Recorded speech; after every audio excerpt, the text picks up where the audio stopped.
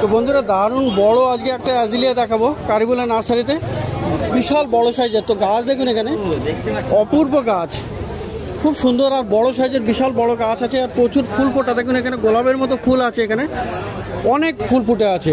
আর গাছটা বড় দেখুন কত বড় সাইজের। এটা কত ইঞ্চি? 14 ইঞ্চি টবে আছে। আর খুব সুন্দর এই বড় সাইজের এই অ্যাজিলিয়া কত আছে দাম? এটা কত?